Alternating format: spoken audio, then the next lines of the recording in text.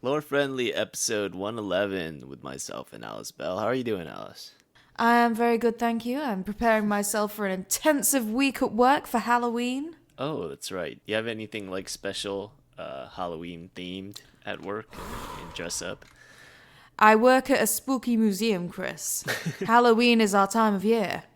This is your time to shine. You spend all year preparing for this moment, this grand stage. Yeah, I get like a month's hours in 1 week. It's insane. But yeah, so we do ghost tours, we do terror tours. I'm doing a very special ghost tour, which involves getting people drunk on cocktails, which is always a plus. So this is an adult-only museum? That sounds weird to say. It's not a pornographic museum, if that's what you're implying, Chris. No, I'm implying that there's drinks there and underage children should not be drinking Not in the after dark alcohol. events, no. I have had it sometimes where I've had 12-year-olds turn up on my ghost tour, and it's been very distressing for me because some of the characters that I play are not child friendly, to put it simply. Yes, some of them are even carrying perhaps torches and pitchforks, which segues Whew. nicely to. We should have held our horses on that episode because literally as soon as we finished recording, before you'd even uploaded, Bethesda announced the price of the premium. Yeah. And it's $12.99, which has resulted in quite a shitstorm, which I should say that we should have bought more Torchfork stock. I know. We missed the gun on it. We jumped the gun on it, sorry. No. I would say it's a strong buy at this point. I would highly recommend purchasing more and more Torchforks. I mean, I feel like things can only go downhill from here, so... Well, have we gotten death threats yet? Because that's usually the tipping point of the bell curve of rage. We is- haven't, no, but I have seen some stories online about Fallout 76 players purposefully targeting people with the premium badges and just making their lives an absolute misery. Actually, if you go to the Fallout Reddit page, the top post right now is "Do not make calls for violence or wish death upon others." So there you go. Fuck me! We've reached the I'm not sure what to call it. The sky's the limit. You have a mob. They're holding torchforks, preferably torchforks branded by us that we have sold them, and they get angry. They get like their rage on, and then eventually one of them just ends up like stabbing somebody. As somebody starts like typing up the death threats. It The gets first over shot the top. fired. Yes. Was it you, Alice? Did you call for violence upon Bethesda and its executives? No. Did you say some angry thing about Todd Howard? I just want Elder Scrolls 6 out, mate. That's all I want. Yeah, I mean, when I looked at the Reddit page for Fallout on Monday, it was insane. Like the backlash was yikes. It's a lot of money. It is a lot of money. I'm wondering if the majority of these people even play the game, right? I don't know. I mean, because I'm not gonna buy it. I think the price point is a little expensive for me at this point. I'm not really playing the game. Yeah. I kind of just dismissed them, like, oh, okay, $12.99. It's a little too expensive for me. I'm not gonna really. Not until mods come out. Wake me Yeah. when mods come out. Then I might Because there's reconsider. no worth to it otherwise. Well, the value proposition isn't there for me, but I can certainly see why other people, if they have a group of friends, might want to play and pay for the service. But either way, it just wasn't a big deal to me. It's like, okay, this is not something I want right now, so I'm not going to pay for it. I'm not going to buy it. Big deal. There's nothing to really like rage over. But then again, I felt the same way about the bags. So I think the way to look at it is that Bethesda has historically had some pretty iffy decisions when it comes to like minor transactions and stuff. Cough, horse armor, cough.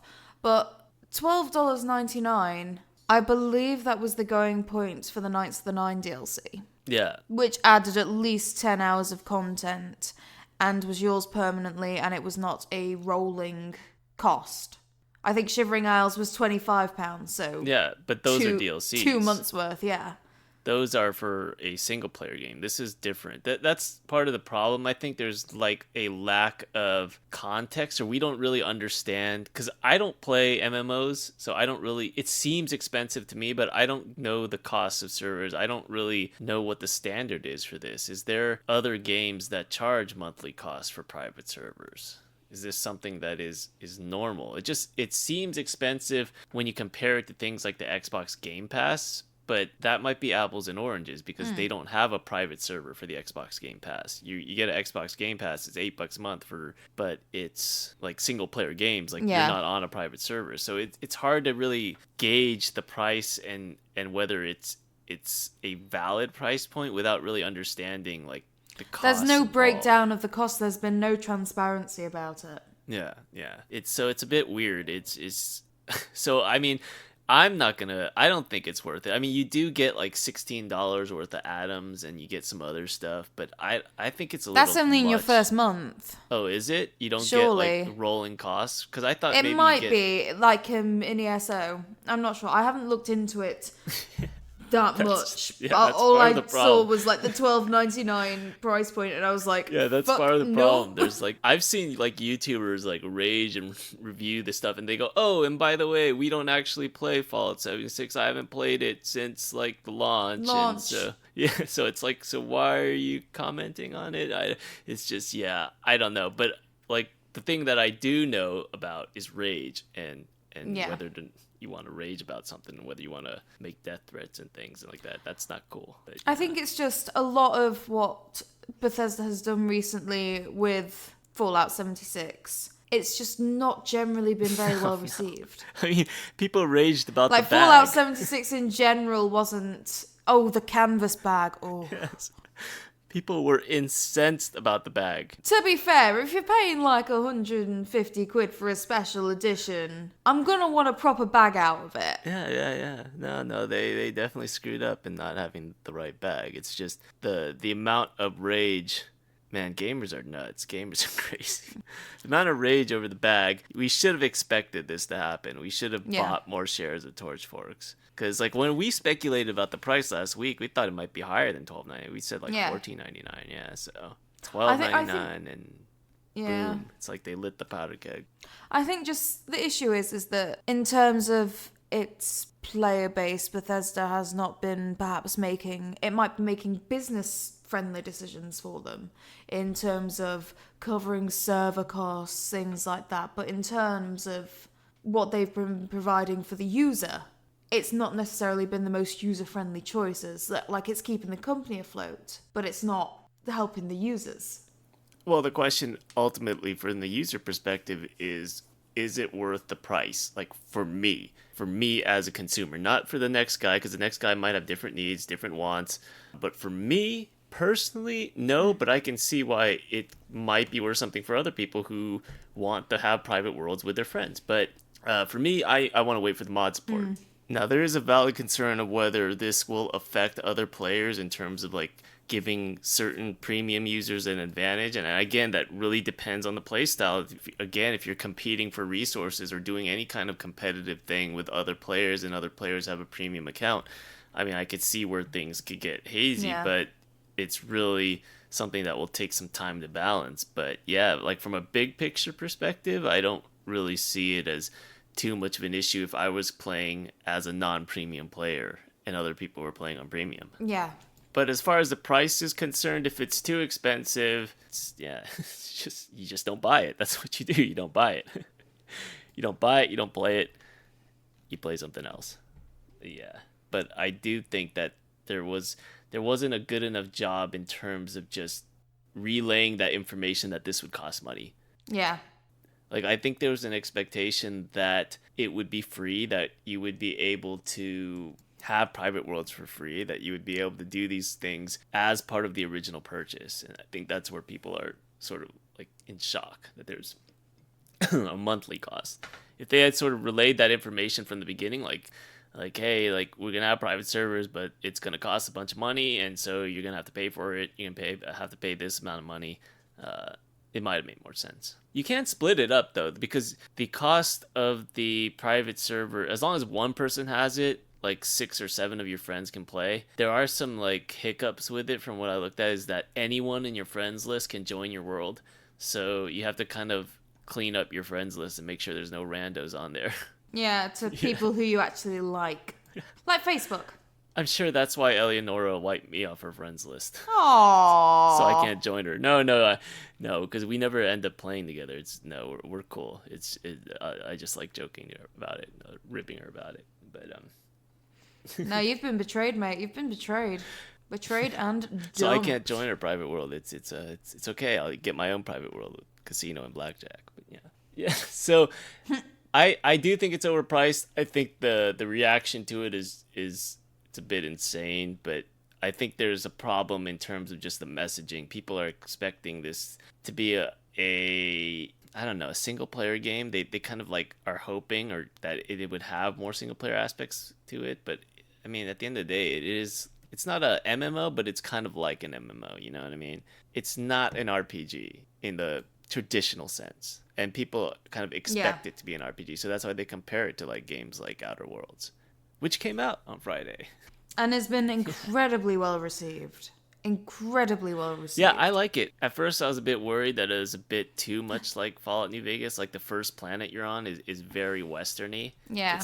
It's like basically playing Fallout New Vegas in space. Only it doesn't even seem like you're in space. It seems like you're just playing Fallout New Vegas. But after you get on the first, like after you get your ship like sort of repaired and all that, and you get onto the like out into space and out like going to different planets, it actually takes a different turn. Like it feels more like Mass Effect where I'm at in the game right now. Like there's a lot of like Mass Effect and BioWare vibes that I'm getting. So I'm really enjoying it. I don't know what the other planets are yet, but it's interesting how it kind of like shifts paradigms there. So I'm looking forward to playing the rest of it. It's very dialogue heavy. That's very good. One thing I will say is that I wish there were more humor options that weren't being a dick. Like you can be funny without being an asshole. Like you can be self-deprecating, you can be charming. A lot of the funny options are kind of dickish, which I love to have. I mean, I put that in my mods a lot, but I also like who doesn't love to be a bit of an asshole every now and again. But I also think there should be more funny options that are you want to not be punching down. Yeah, you want to punch up. I think Dragon Age does a good job with this. Like whenever you pick the humor thing in Dragon Age, you're laughing together.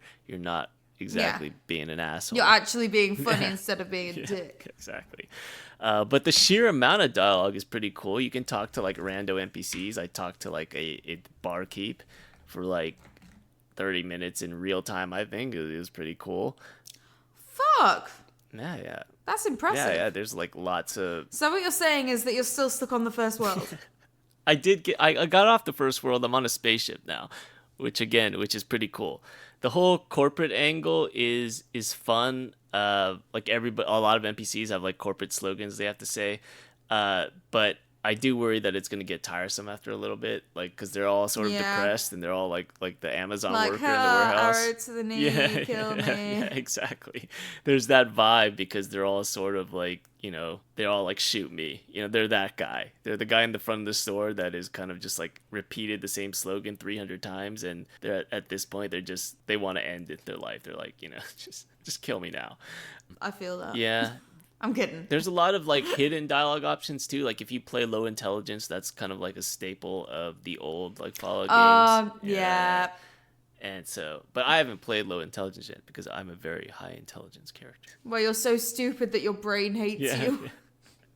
So that's fun. I mean, I also have like a love-hate relationship with sort of perk dialogue, because perk checks and that kind of dialogue, especially if they show you that this particular dialogue string is because you have this perk and this particular dialogue string will give you extra experience points. Like I have picked dialogue options that I didn't want to say just because I wanted the experience points. Like, so I don't really like that all that much. I wish they would hide that part, like show the extra dialogue that you get because of a perk, but hide the fact that it's a perk dialogue. You know what I mean? Yeah, you don't want it to be super, super obvious. Because then it kind of incentivizes clicking it. Like, there's a scene in Fallout New Vegas where you talk to like a Legion commander and you can convince him to stand down through dialogue, right? Yeah. But every single line that is there to persuade him has a little like percentage next to it, so that this is the dialogue you're supposed to click to persuade him. Like you don't even have to bother reading it, you can just keep clicking on that dialogue. So yeah, I find that kind of gamey and annoying. Yeah, but it kind of takes you out of being in the game. Yeah, I mean, like I want to be able to choose the right option. If I want to persuade somebody to take a certain path, like I want to read the words and say, oh, this would be a good way to convince them. Yeah. Right? I want to be able to pick the one that I think will convince him rather than see a number next to it and say, oh, this is the right option to say. Yeah, you want it to be able to be, you've thought of this, because it makes you feel smart as the player. But that's like minor nitpicks. Overall, it's pretty dense and it's a pretty fun game. They say it's pretty short also, but I'm assuming that it's short because there's so many different ways you can do one thing. So it has a lot of replay value, I'm sure. Yeah. And the gameplay is a nice break. It's not it's a double A type game in terms of combat and all the other stuff, but it's nice to be able to shoot something because there's so much dialogue that every now and then you want to just take a break and just like blow something up, and it lets you do that. So Who doesn't love that? although there's no grenades, that's the thing. You could blow things up with your gun, but you can't like throw grenades and anything. See, again, a double A type of game. So still, I like it. Is that how many hours have you Thumbs up. been able to put in for it then? About 7 or 8 or so. I That's played all the right. weekend. Yeah. Yeah. But I haven't gotten really far because I usually just like, click You and talk talk. to people. You enjoy the game. You're not speedrunning it. You're just there for the story. Yeah, so I'm interested to see what the other planets have because, like, when I first started, like, oh, this is gonna be like a western in space. It's Fallout New Vegas all over again. But then, like, the spaceship was very Mass Effect-y, so I'm wondering what the next planet will have. Like, is it gonna be Medieval. completely different? Because I've read that it has Bioshock similarities as well. So maybe there's just like one that's underwater or something. I don't know. Could it be that it's more like taking popular feelings and genres from different decades, maybe? I don't know. I mean, we'll see because it's very corporate. So corporate can mean anything. Like Disneyland is corporate, Yeah. and in a way, and then you could also have like the corporations like Amazon and stuff like that. So it's just, or I don't know. You could take different routes with it, but you Westworld. can have yeah, you can have Westworld. You have different settings based on the type of corporation is at play here. But yeah, the other thing about it is you can tell it's one of those games. It's kind of like, that show The Boys, I think it's called, Yes. about the superheroes. Yes. It's kind of like that where you know that everybody who is like even remotely seems normal and good is probably got a darker side. So anytime I meet somebody who's sweet and nice, I'm like, okay, what are you really up to? Yeah. 'Cause it's kind of one of those games where it's like everybody has the darker reflections. So, Everybody's a bit of a dick. yeah.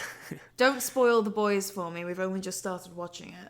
We are well behind okay. the curve. Yeah, like in Outer Worlds, though, there's like the first choice you have to make is between the corporation who is running the town and they're feeding them nothing but canned salt tuna, and the sort of the hippies who live, off the grid, and they seem all sweet and nice, but you know that the hippies are they doing some cannibals? weird shit.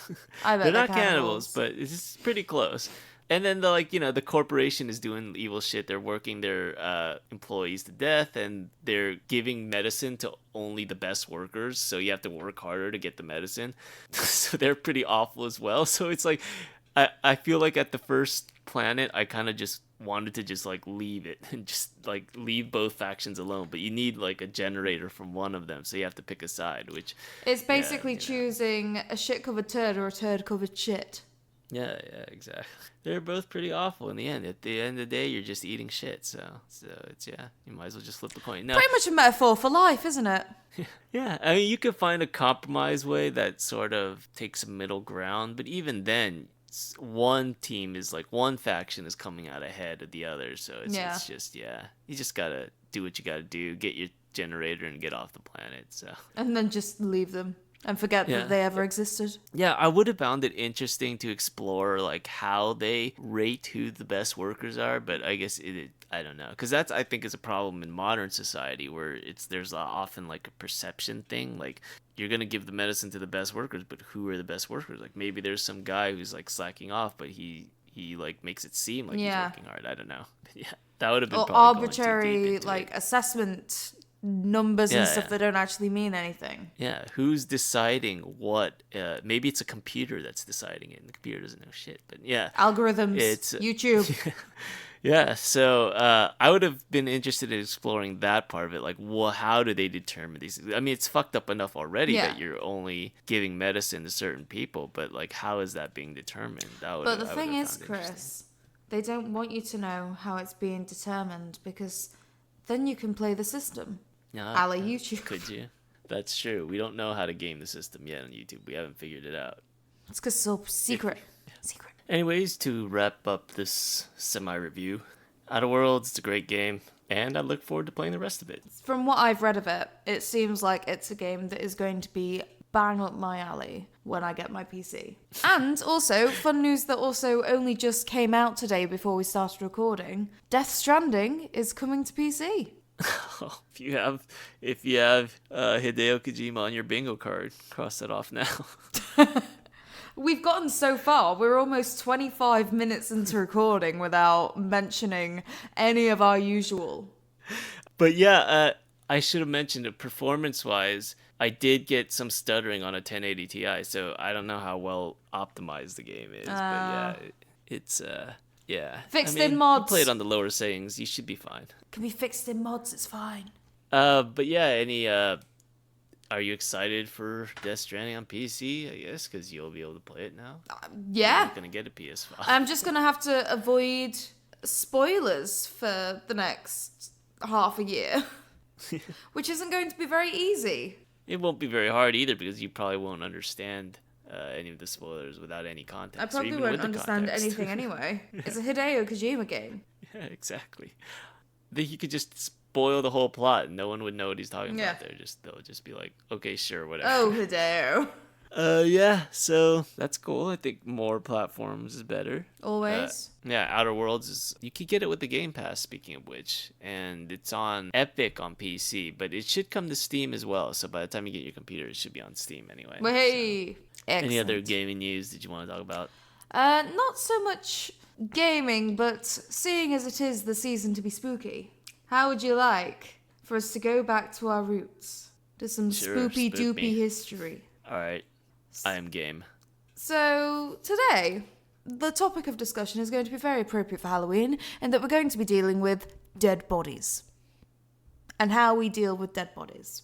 So, basically... We strand them. Yes, we death strand them. So, have you ever heard of body snatching? Sure, like as a pop culture thing, like aliens come down and snatch bodies and... Same name, different take concept. Their place. So, basically... in England, we were only able to start dissecting bodies legally during the reign of Henry VIII. So I think it was 1532, something like that. And Henry VIII decided to grant these bodies. And he'd grant 4 bodies for dissection per year for the whole of medical science in England. So that's not a lot. That's not a lot. Now, Charles II, who was the son of Charles I, who got his head chopped off, he raised that to 6. Oh, half a dozen. I know, it's lovely, isn't it? But you see, basically, as we get more and more into the Renaissance and the Enlightenment and things like that, medical science starts to grow more respected. But it can't grow because it doesn't have bodies to look at. So in 1752, it was written into English law that anyone who was convicted of murder could be submitted for dissection.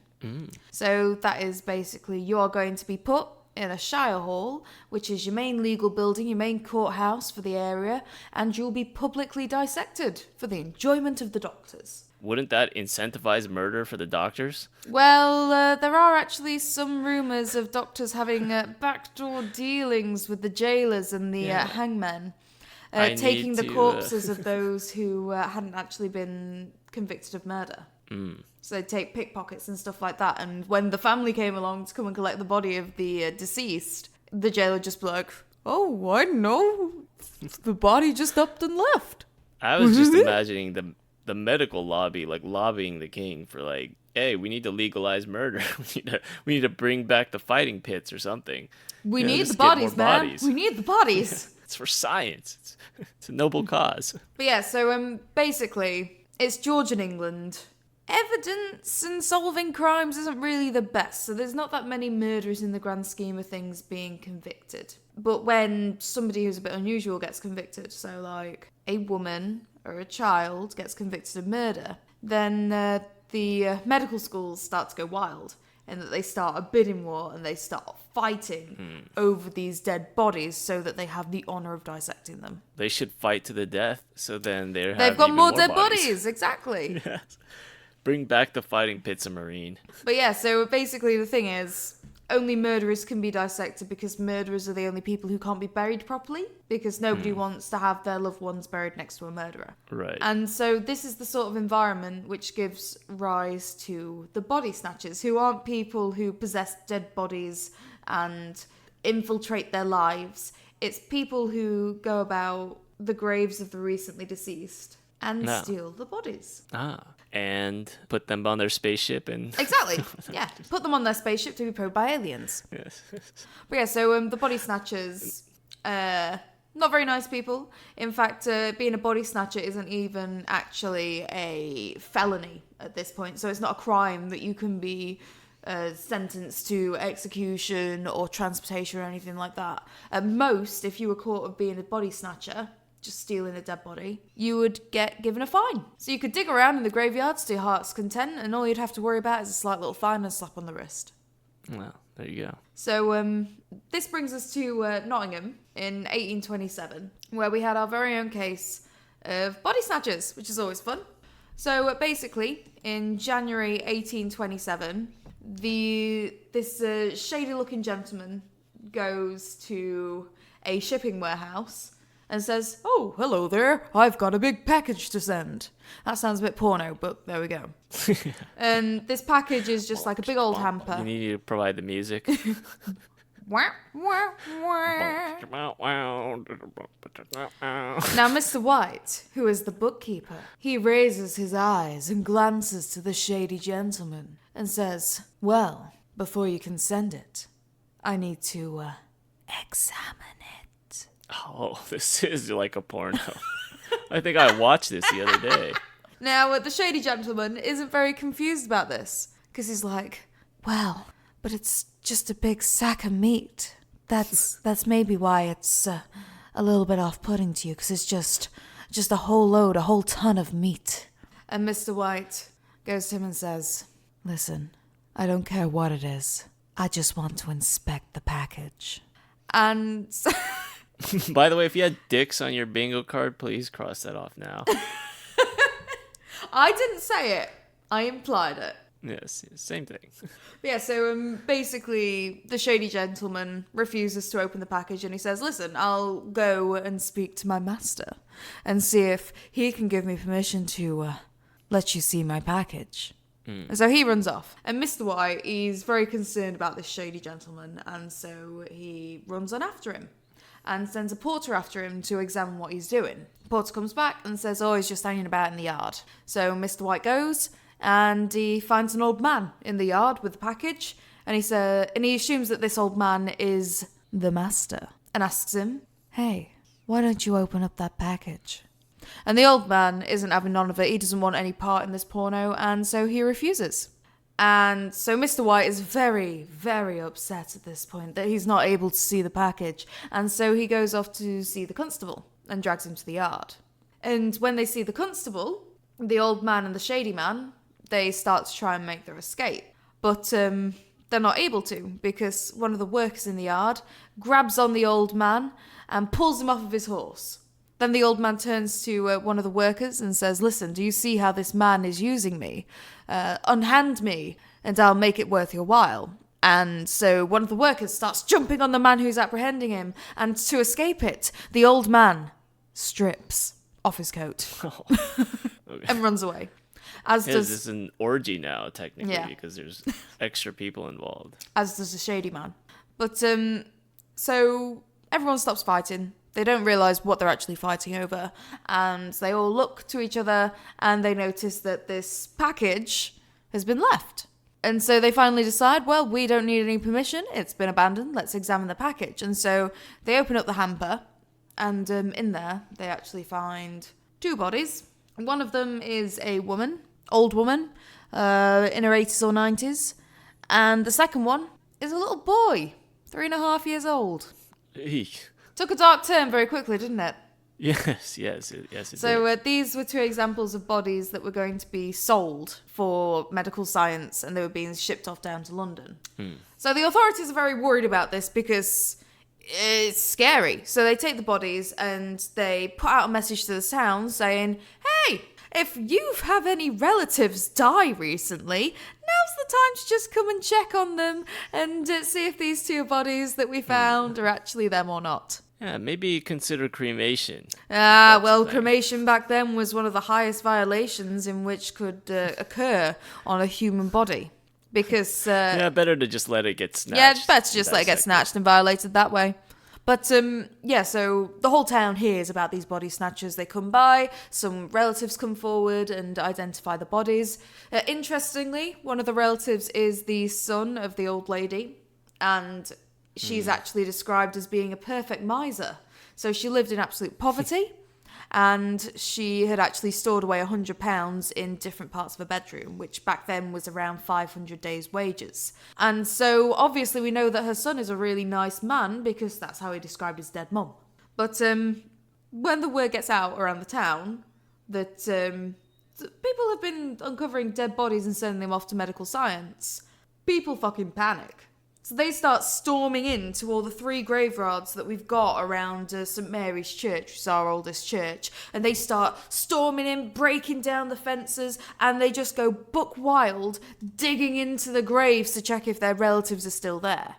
So sometimes you find that your family's there. Fine, cool, deep breath, calm down, excellent.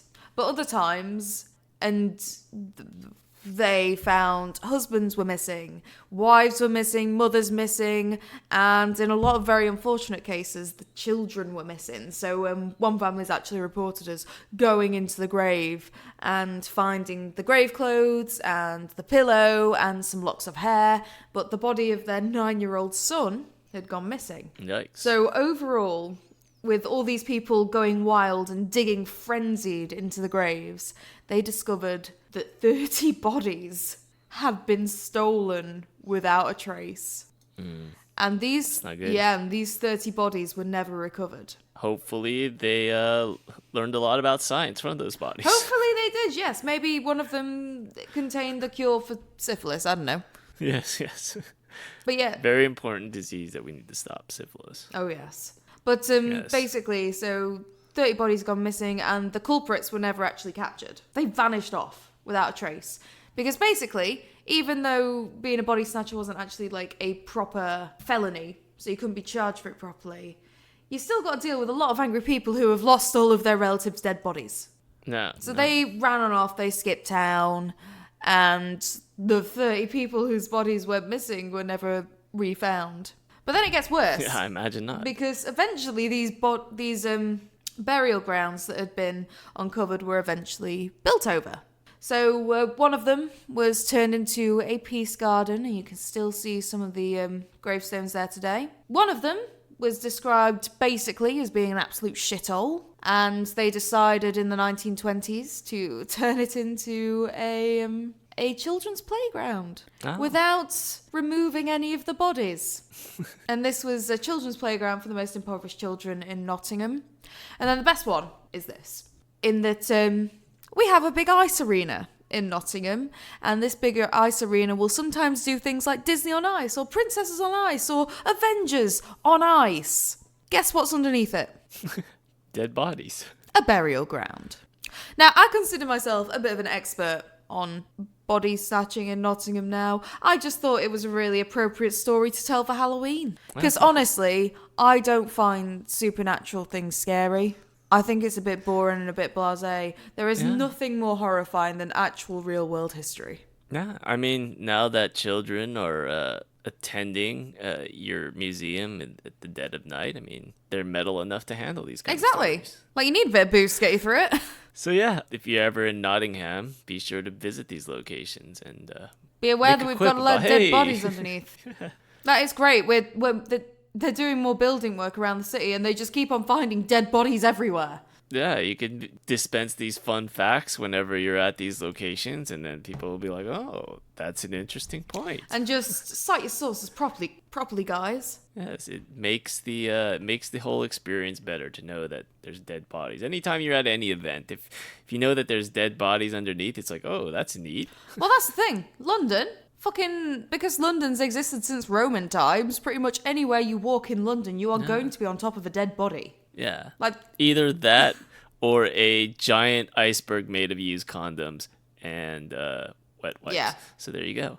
It's one or the other. No, there's some fucking awful stories from Victorian London. Because this was before, like, big graveyards were a thing. So you were only using your yards around the churches. And basically, what was meant to happen, because a churchyard could only hold so many people, is that they'd bury someone, then they'd let the body decay, they'd take the bones, and they'd put them into a communal pit.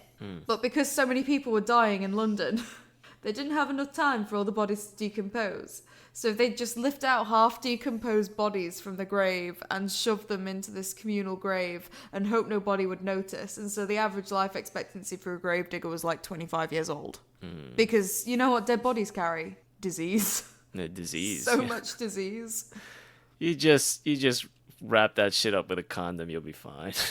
Yeah, no, it's fucking gross. Condoms can expand pretty big. I'm sure they can cover an entire dead body. You know, the people do that demonstration where they blow the Oh god, condom think into of a the balloon, inside of the condom though. Condoms are waterproof, Chris. That's the whole point of a condom. They'd just be this big old rubber sack of mush. Well, that's where the wet wipes come in. See, it's all taken care of. Oh. It's the circle of life. It's just biology, you know. It's nothing to be afraid of, Alice. Anyways, yeah, so that was an interesting story. Anything else you want to share? Have we reached our time Sweet limit? dreams. Have you crossed off everything off your bingo card? Don't have what did we not nightmares talk tonight. Oh, we didn't talk about Game of Thrones. I so was I'll- really tempted to talk about Game of Thrones with that whole Twitter thread. If you want Bingo. if you want to see the Twitter thread, go onto my Twitter page and I will retweet it because it just basically is highlighting David and Dan's incompetence again. But I didn't want to mention it. I wasn't wanting to tick off the bingo, but then you did mentioned it. mention You've it. set me off again, Chris. You've set me off again. I think I made a bingo, so that means I win. Anyways,